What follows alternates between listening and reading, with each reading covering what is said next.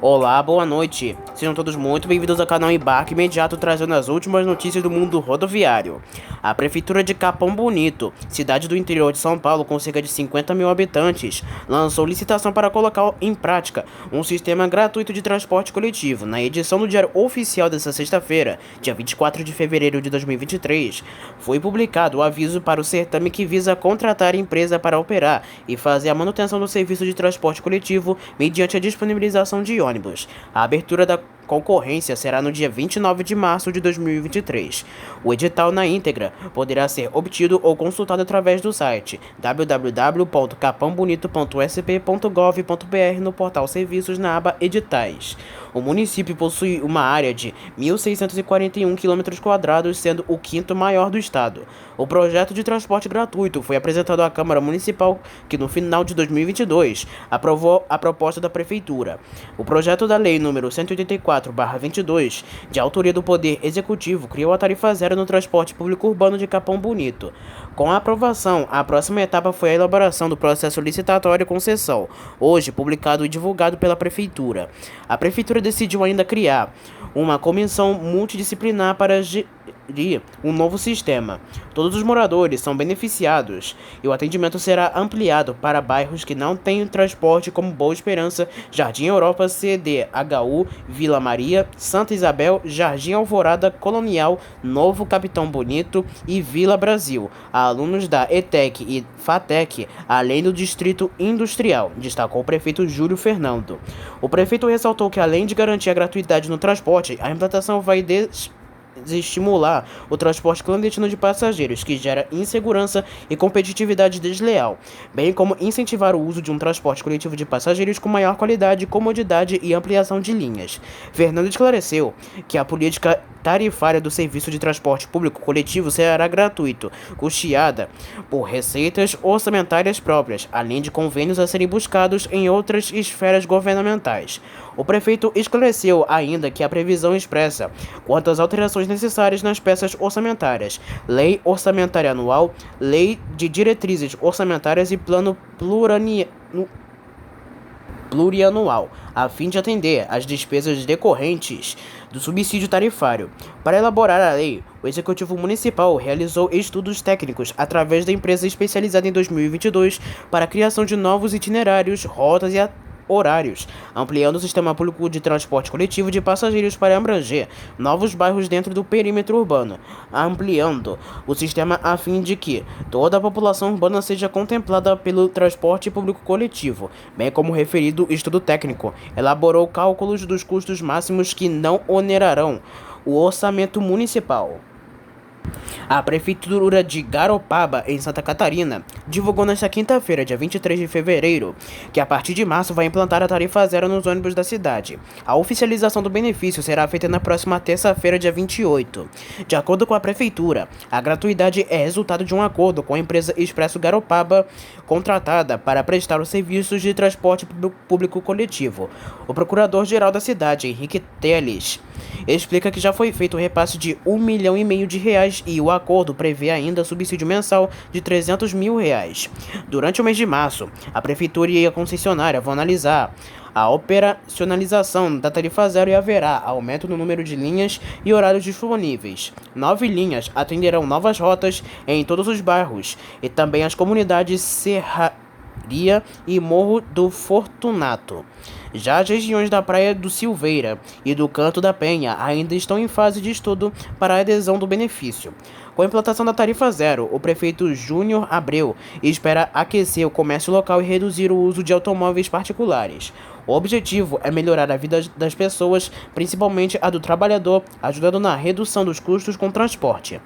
O governo acredita ainda que a gratuidade pode fomentar o comércio local, já que as pessoas poderão circular mais. Isso também pode atrair novas empresas para a cidade. É uma inovação, complementa o prefeito. Garopaba será o terceiro município em Santa Catarina a deixar de cobrar pelo transporte coletivo. Em 4 meses de operação, com um projeto inicial ainda não concluído, o BRT de Salvador chegou à marca de 1 milhão de usuários transportados até esta quinta-feira, dia 23 de fevereiro de 2023. De acordo com a Prefeitura, em balanço divulgado nesta sexta-feira, dia 24, desde setembro de 2022, Quando foi parcialmente entregue, o sistema de corredores de ônibus tem registrado aumento contínuo na demanda de passageiros. Ainda segundo o Poder Público Municipal, atualmente o BRT de Salvador conta com 5 estações: Rodoviária, Hiper, Cidadela, Parque da Cidade e Itaigara, e 13 ônibus em operação, dos quais 3 são elétricos. Os próximos passos, de acordo com a administração municipal, é concluir as obras da estação Pituba, localizada nas proximidades do Parque Júlio César. Novos trechos devem ser entregues neste ano de 2023, ampliando o número de linhas. As obras do trecho entre o Cidade Jardim e a Estação da Lapa continuam sendo efetuadas. Em janeiro de 2023, foi entregue o complexo de viadutos Rei Pelé, que faz a ligação entre a Lucaia e a Avenida Garibaldi. A Prefeitura diz que a Prefeitura já tem proporcionado maior fluidez no trânsito da região. A construção do elevado na região do Vale das Pedrinhas está em andamento. No local será instalada uma das 7 estações no trecho. A obra completa, porém, até a Estação Lapa, só deve ser apresentada à população no final de 2024, de acordo com a Prefeitura. O trecho 1, aberto em 2020, é entre o Shopping da Bahia e o Parque da Cidade. Já o trecho 3, apresentado em 30 de setembro de 2022, vai do Parque da Cidade até o posto Namorados, na Pituba. Ambos somam 4,5 km e abrigam 6 estações: Rodoviária, Hiper, Cidadela, Parque da Cidade, Itaigara e Pituba. As obras dos trechos 1 e 3 custaram 283 milhões de reais. O trecho 2 do BRT está ainda em obras e vai do Parque da Cidade à Estação da Lapa, passando pelas avenidas Juraci Magalhães e Vasco da Gama, com 7 km. Este trajeto é o percurso inverso do que é feito pelo metrô. O custo será de 204 milhões de reais, incluindo a construção de 3 elevados e 7 estações. A entrega das obras deve ocorrer até o fim de 2024. Ao todo, quando as 3 etapas forem concluídas, o BRT Salvador terá 11,4 km de extensão e 13 estações. O custo total é de 487 milhões de reais. Os corredores devem atender um total de 360 mil passageiros por dia, com um sistema completo. A próxima semana deve ser decisiva para o fim do imbróglio que envolve as expectativas sobre o início das operações pela Suzantur, transportadora turística Suzano, das linhas que eram autorizadas a Aviação Itapemirim e a Aviação Caiçara, que tiveram a falência decretada em setembro do ano passado. No dia da determinação judicial, segundo a NTT, em resposta à fonte Diário do Transporte, a fase ainda era de tratativas e que somente com a comprovação do atendimento a todos os requisitos técnico-operacionais é que a operação seria liberada, o que não aconteceu até o momento. Isso não significa necessariamente que haja uma decisão judicial nesta semana que entrará, mas é justamente quando as partes envolvidas no processo terão de se desdobrar para apresentar o que a Justiça determinou. Haverá uma perícia nas respostas e documentos para a decisão final.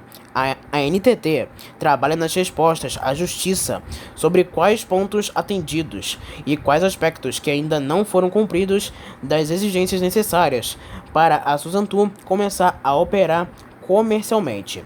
Na quinta-feira, dia 23 de fevereiro, o juiz João de Oliveira Rodrigues, da Primeira Vara de Falências e Recuperações Judiciais do Tribunal de Justiça de São Paulo, determinou que a NTT relacione em 5 dias úteis os pontos atendidos e os que ainda não foram cumpridos para o início das operações.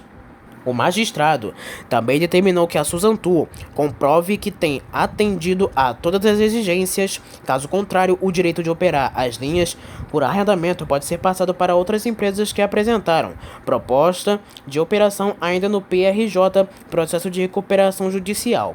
Todo o mercado de linhas rodoviárias interestaduais está atento aos próximos passos do imbróglio, uma vez que as linhas do falido Grupo Itapemirim, em especial que eram autorizadas para Caiçara, têm alta demanda de passageiros e competitividade. Entretanto, para algumas empresas, a semana que vai entrar deve ser mais crucial ainda, como para a Aviação Garcia, do Grupo Garcia Brasil Sul, que apresentou proposta no pedido de recuperação judicial e ainda insiste judicialmente em ter autorização para arrendar as linhas, alegando que suas condições são financeiramente mais vantajosas e que possui já uma estrutura em transporte rodoviário consolidada. No mesmo dia da determinação judicial, dia 23 de fevereiro de 2023, a ANTT respondeu à demanda de imprensa feita pela fonte do site Diário do Transporte. Pela resposta, ficou claro que as tratativas para o início das operações das linhas da Susantur acontecem, mas que ainda não estava comprovado o atendimento pela empresa do ABC Paulista de todas as exigências. Caso contrário, as linhas já estariam liberadas. A Agência Nacional de Transportes Terrestres, a ANTT, informa que vem promovendo diversas tratativas com a SM Partners, a administradora da massa falida das empresas Viação Caiçara e Itapemirim, no intuito de viabilizar o cumprimento da decisão judicial que tem como objetivo o contrato de arrendamento realizado entre a empresa transportadora turística Suzano Limitada e a massa falida das empresas citadas. A agência ressalta ainda que, tão logo seja efetivamente comprovado o atendimento a todos os requisitos técnicos operacionais indispensáveis para a retomada da prestação dos serviços de transporte rodoviário interestadual de passageiros outorgados à Viação Caiçara Limitada e Viação Itapemirim, conforme tem sido solicitado à transportadora turística Suzano Limitada, será autorizada a operação do serviço público em questão. A Susantur corre para montar toda a estrutura necessária para as operações. Quase toda semana chegam às garagens do ABC Paulista ônibus novos ou seminovos. O recrutamento de motoristas e demais profissionais está sendo realizado. Uma dúvida entre os cumprimentos dos requisitos técnicos é em relação aos guichês, e sobre esse aspecto há uma confusão jurídica. Na quarta-feira, dia 22 de fevereiro de 2023, o desembargador Marcelo Forte Barbosa Filho deferiu e concedeu em duas decisões. Concedeu o efeito suspensivo pedido pela concessionária de terminais rodoviários Sinarte, Sociedade Nacional de Apoio Rodoviário e Turístico Limitada, o consórcio Prima, que atua no terminal rodoviário Tietê, em São Paulo, e as administrações locais do terminal rodoviário de Florianópolis e o novo terminal rodoviário de Salvador. Todas essas administradoras de terminais foram desobrigadas a desocupar os guichês que já estão sendo alugados por outras empresas de ônibus e que antes da falência eram usados pela Itapemirim e pela Caiçara. Entretanto, no dia seguinte, dia 23 de fevereiro de 2023, o juiz João de Oliveira Rodrigues, da Primeira Vara de Falências e Recuperações Judiciais do Tribunal de Justiça de São Paulo, determinou que a Urbis deve entregar à Susantur as chaves dos guichês em 48 horas a partir da notificação.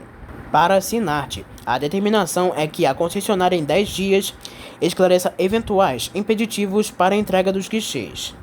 Sobre a Socicam, a respeito do terminal rodoviário do Tietê, o magistrado determinou que as concessionárias em 5 dias se manifestassem sobre as alegações da Susantur e necessidade de reformas em guichês e salas VIP.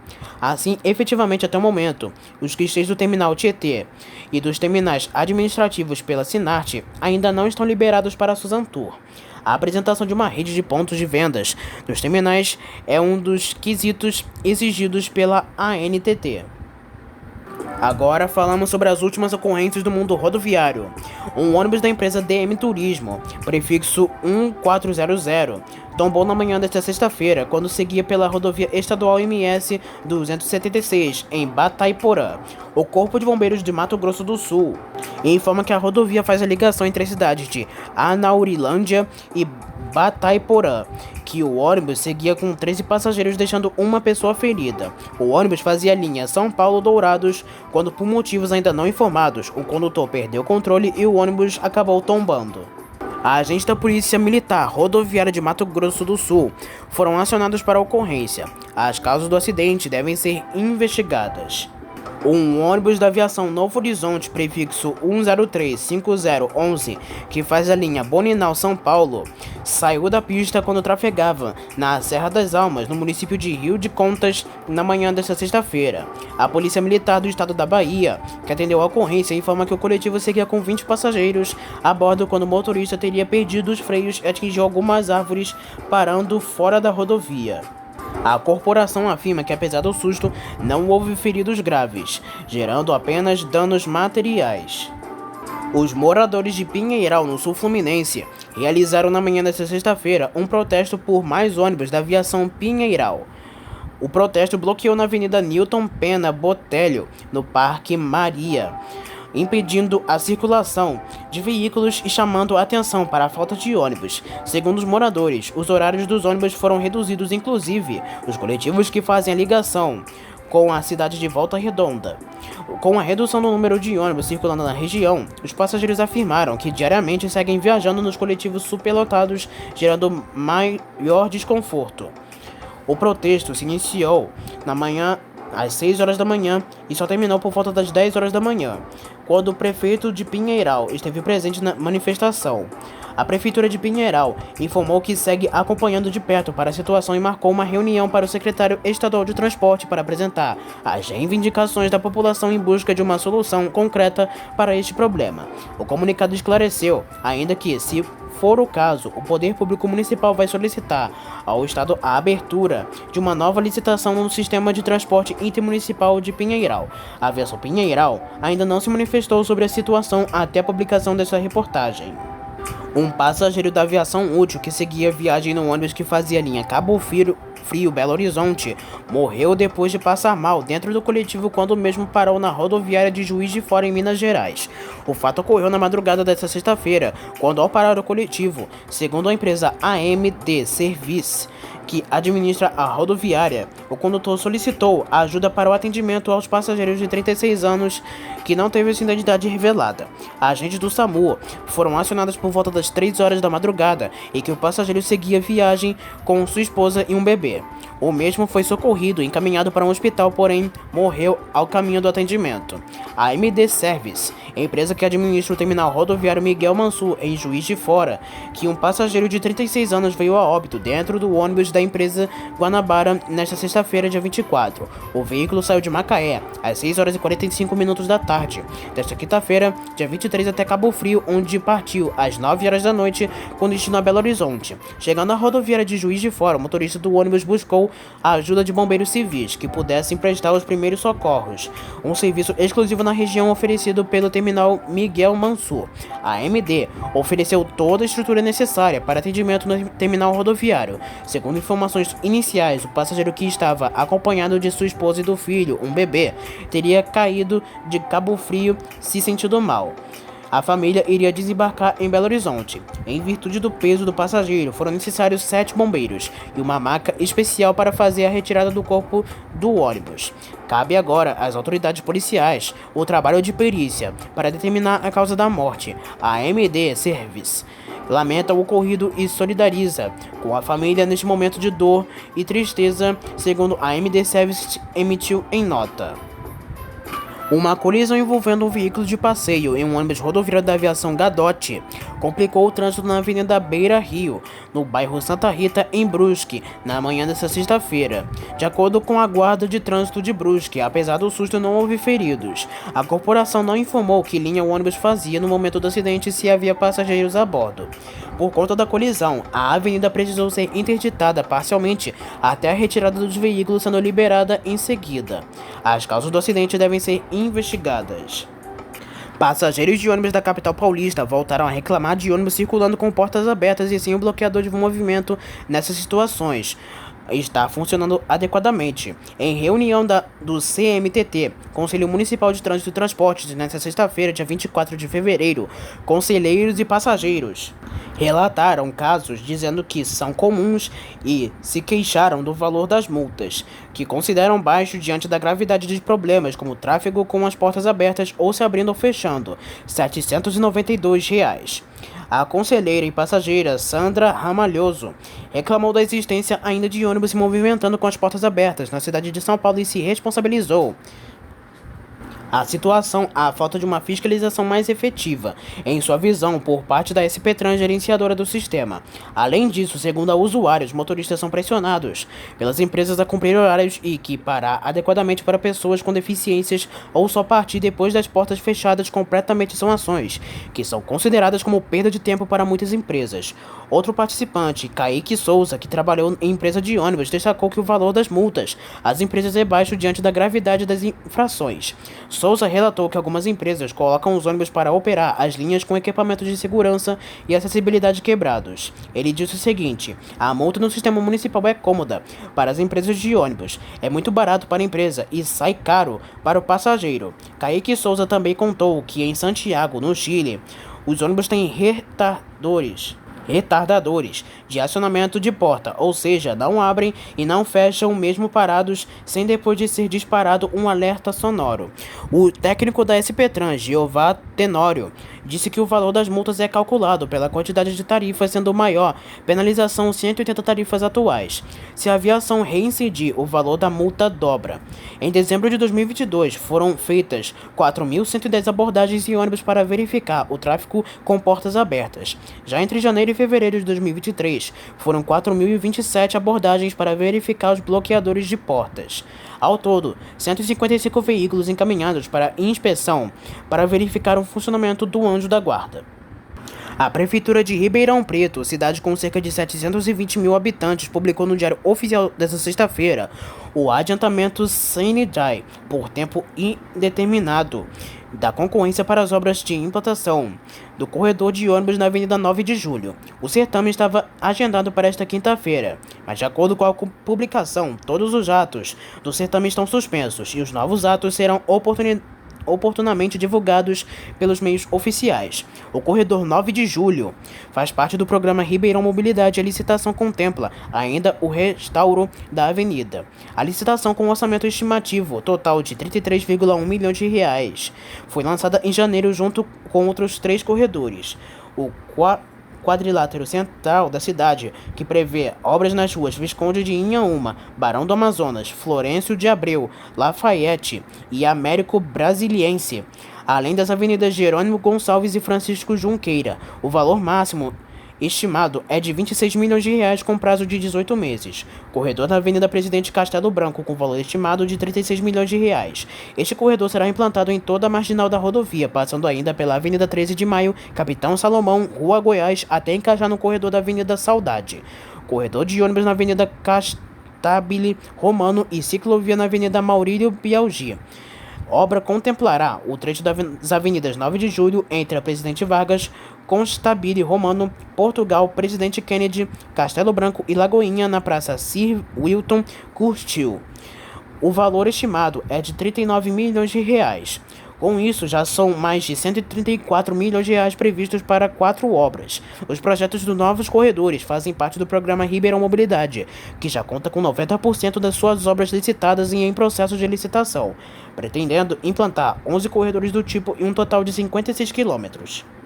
A Prefeitura de Diadema, na Grande São Paulo, anunciou nesta sexta-feira que começou a elevar o piso de 50 paradas de ônibus para diminuir o vão entre o pavimento e o primeiro degrau do coletivo. As obras começaram pelo corredor preferencial de ônibus na Avenida Casa Grande, um dos mais movimentados da cidade. Segundo o poder público, a acessibilidade não pode se restringir aos veículos terem elevadores ou serem de piso baixo, modelos que não compõem a frota da cidade. A medida visa facilitar o embarque e desembarque para todos os passageiros, mas deve beneficiar principalmente idosos e pessoas com diferentes graus de deficiência e que não necessariamente usam cadeira de rodas. O secretário de Mobilidade e Transportes de Diadema, Vanderly de Lima, anunciou também por meio de nota que a pasta iniciou o processo para a compra de 100 novos abrigos. Além disso, 180 abrigos já existem e estão sendo reformados e substituídos as colunas de concreto nos pontos de parada das calçadas estreitas que não comportam um abrigo por totens metálicos. A empresa Flecha Tour, com sede em Cuiabá, solicitou ao Supremo Tribunal Federal a liberação de um ônibus de sua frota, que foi apreendido para transportar pessoas para Brasília no dia 8 de janeiro. A direção da empresa afirma que já prestou serviços de transporte para integrantes e correligionários do Partido dos Trabalhadores e que atua sem ideologias, como informa a reportagem da Folha de São Paulo. Por ordem do ministro do STF, Alexandre de Moraes, o ônibus foi apreendido pela PRF na cidade de Sorriso, no interior do Mato Grosso do Sul. A empresa afirma que o mesmo coletivo levou moradores de Mato Grosso para a posse de Lula no dia 1º de janeiro. A Flecha Tour informa ao Supremo Tribunal Federal que já realizou aluguel de seus ônibus para a realização do transporte de militares do Partido dos Trabalhadores para Curitiba, quando o então presidente Luiz Inácio Lula da Silva estava preso em Curitiba. Na época, foi realizada a Vigília Lula Livre, contra a condenação por crimes investigados pela Operação Lava Jato. Além da empresa de Cuiabá, todas as demais empresas também tentam convencer Alexandre de Moraes que não estavam envolvidas nas manifestações que se tornaram um grande ato de vandalismo que depredou a Praça dos Três Poderes em Brasília, no Distrito Federal. O Supremo Tribunal Federal, até o momento, ainda não se manifestou sobre a possível liberação dos ônibus apreendidos. A Prefeitura de Belo Horizonte realizou o pagamento parcial do subsídio devido às empresas de ônibus em janeiro. O relatório foi publicado nesta sexta-feira pela Prefeitura. Como houve o descumprimento da parte das condições estabelecidas pela Lei 11.367/2022, dos 10 milhões de reais previstos, o valor repassado foi de menos da metade, cerca de 4,8 milhões de reais. A lei determinou o congelamento das tarifas em R$ 4,50 até março de 2023, mediante uma série de condicionantes estabelecidas em acordo firmado entre a Prefeitura, Câmara e as empresas de transporte coletivos. De acordo com a publicação, a medida vem garantindo a manutenção do preço da passagem por 4 anos, a despeito do processo inflacionário no período. Foram excluídos do repasse os valores que seriam destinados a consórcios que não atingiram o percentual mínimo das viagens em parte do período. A suspensão de parcela do subsídio não descarta as demais sanções e responsabilizações previstas, como aplicação de autuação por descumprimento do quadro de horários, diz a Prefeitura da capital mineira.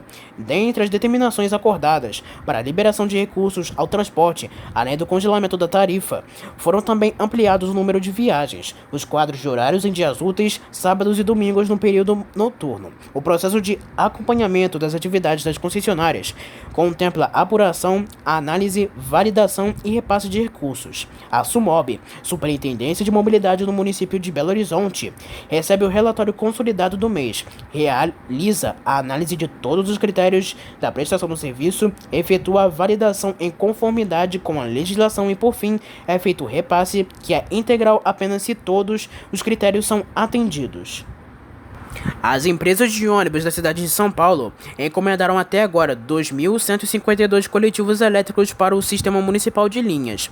A informação é do Superintendente de Engenharia Veicular e Mobilidade Especial da SP Trans, gerenciadora do sistema, Simão Saura Neto. O dado foi divulgado em reunião do CMTT, Conselho Municipal de Trânsito e Transporte, nesta sexta-feira.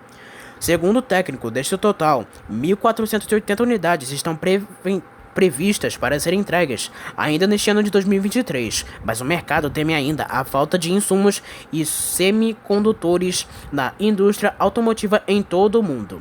Entre estes modelos de diferentes marcas estão veículos do tipo padrão, articulado e superarticulado. O número é ainda inferior à meta de 2,6 mil ônibus elétricos operando até o fim de 2024, como meta anunciada pela Prefeitura, mas novas unidades ainda podem ser encomendadas. No dia 30 de dezembro de 2022, a SP Trans havia alugado que empresas de ônibus que atendem a cidade de São Paulo já tinham encomendado 1.109 coletivos elétricos à bateria. No dia 6 de janeiro de 2023, foram publicados no Diário Oficial da cidade os aditamentos aos contratos firmados entre a Prefeitura e as viações, já com essa nova obrigação. No dia 24 de fevereiro de 2023, o Superintendente de Engenharia Veicular e Mobilidade Especial da SP Trans, gerenciadora do sistema, Simão Saura Neto, disse que as empresas de ônibus da cidade encomendaram até então 2.152 veículos elétricos para o Sistema Municipal de Linhas.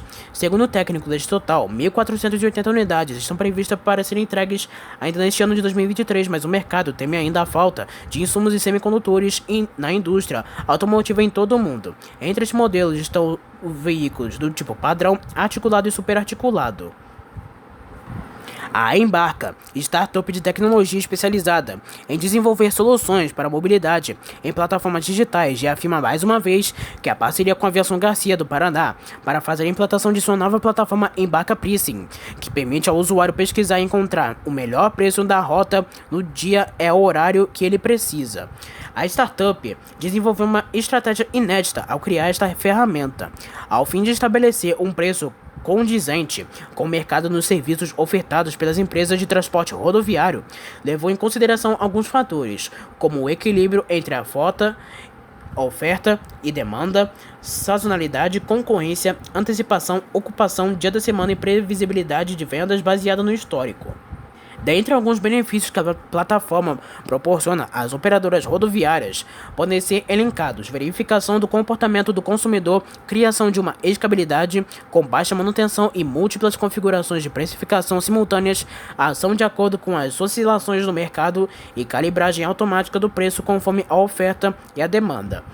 Para Stefano Boicó, VP da Aviação Garcia, a Embarca foi escolhida para ser a ferramenta mais avançada do mercado. A inteligência de precificação da Embarca Pricing busca atender às necessidades dos clientes e maximizar os resultados da empresa seguindo a meta estabelecida.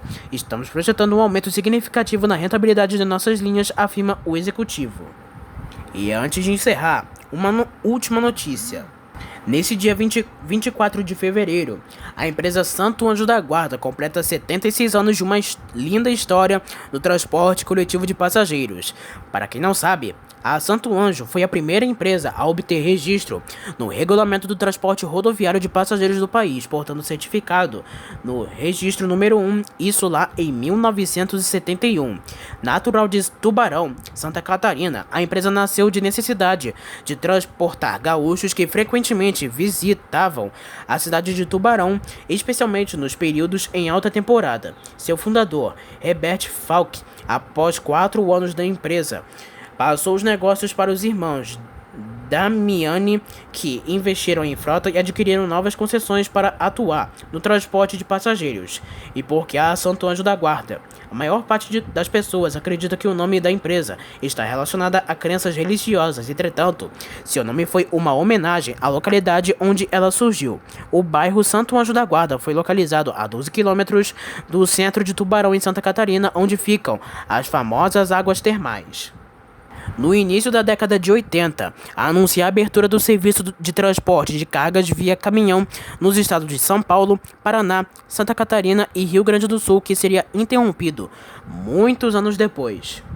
Após um longo período na história, chegamos em 2014, onde a empresa é assumida por uma nova direção. Respondendo por ela, a partir de então, o senhor Sérgio Tadeu Pereira e seu filho Carlos Henrique Pastro Pereira, passando assim a fazer parte do grupo econômico composto pelas empresas gaúchas Navegantes, Sogil e Visate.